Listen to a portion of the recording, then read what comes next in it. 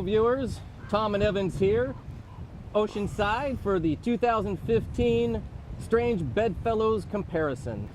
Now the reason why we're calling them Strange Bedfellows is because other than being V-twins, these two cruisers have absolutely nothing in common.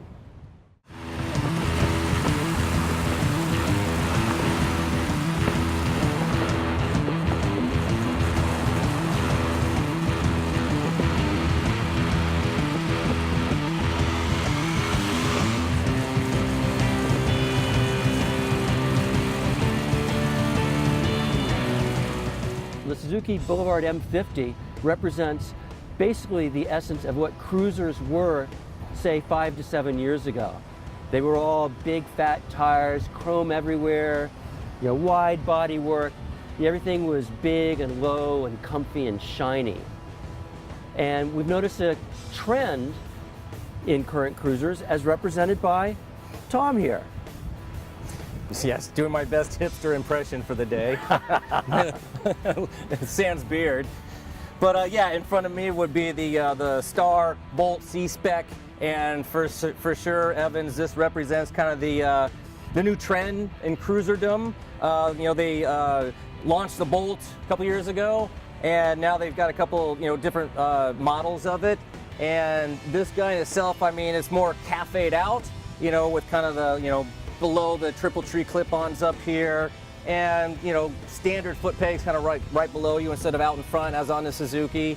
And it's got kind of the old school stuff too with the fork gaiters, and we even know the original Bolt was kind of reminiscent of the original Harley Sportster, and they've just kind of like taken that a step further into the cafe type area. But yeah, I really like what they've done with the styling of the Bolt to make it a little, I have a hard time saying it more modern, more current. Because by making it more modern or more current, they've actually gone back further than the cruiser that I'm standing next to in terms of styling. Well, what did we say earlier? Like this was old new school and this is new old school? Yeah, yeah. So what they also kind of represent is what you can get in this price range in terms of the different spectrum of cruisers. You've got $8,600 over here, $8,700 on the Star. Yep. And so, I mean, $100 a piece, no big deal there. Performance-wise, honestly, they're really close too. I mean, engine performance, what you're getting power-wise. Brake-wise? Yeah, they both have pretty lacking front brakes, actually. It takes an enormous squeeze to get some decent braking power out of them. Handling-wise, though, surprisingly, I think what we found is the Suzuki, with its, feet forward riding position, is a little bit easier to go. It has, a hair more ground clearance, which is kind of surprising. Yeah, well, the foot pegs on this guy, we talk about ground clearance because they go outside of the exhaust pipe, so they're hanging out really wide on this bike.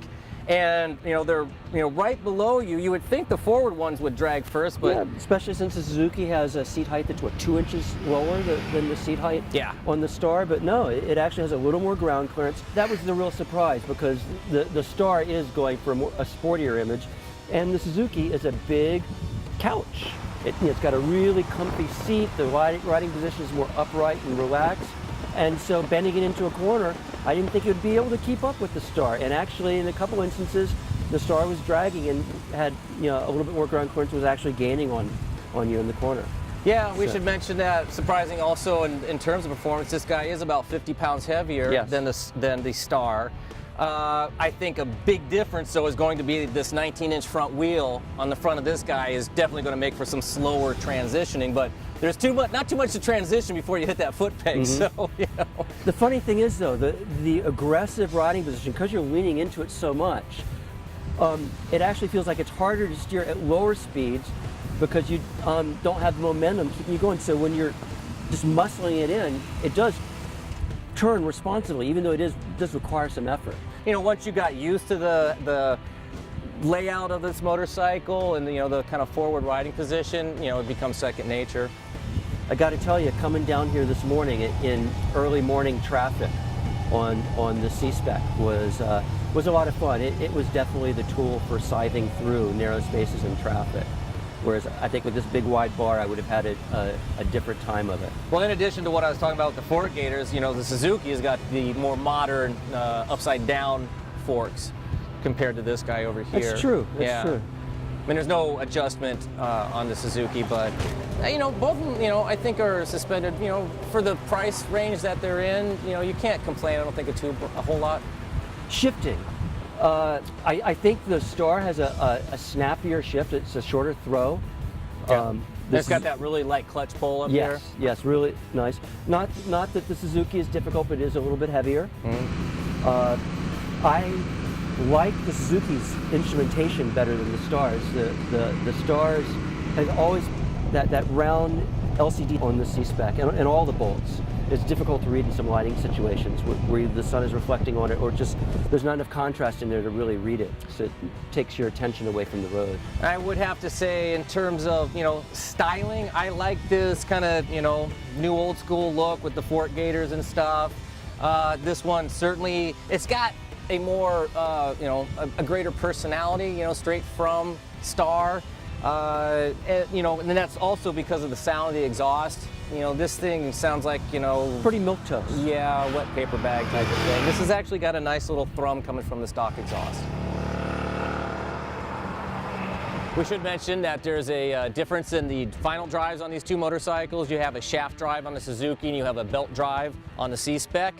And one thing I noticed also standing here is you've got two differences in cowlings. You've got a front headlight cowl on here with no cowl on the Bolt, and then you have on a C-Spec you've got a passenger seat rest cowling that, you know, will come off, and then you can put a passenger on. Well, you can't put a passenger on it right away though. You need because foot pegs. You have to buy the foot pegs. Okay, there you go. You do have to purchase the foot pegs with the Suzuki. That's already true. comes stock with. That's right. Yeah, I think it just comes down in sort of a thematic difference. With the Suzuki, everything is sculpted and round and shapely, and with the Star, it's pared down and elemental and just, you know, it's minimalist, trying to make everything as simple as possible and as basic as possible.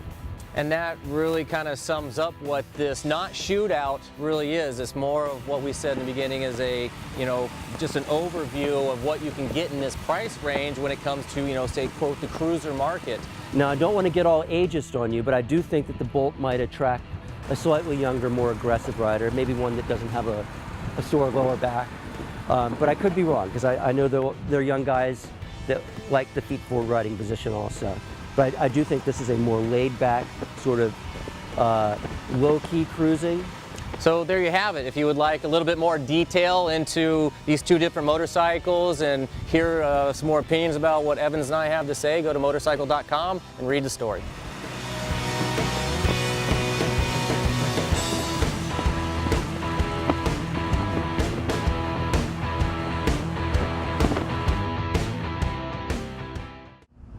Clap. Is that a clap? There's a smack.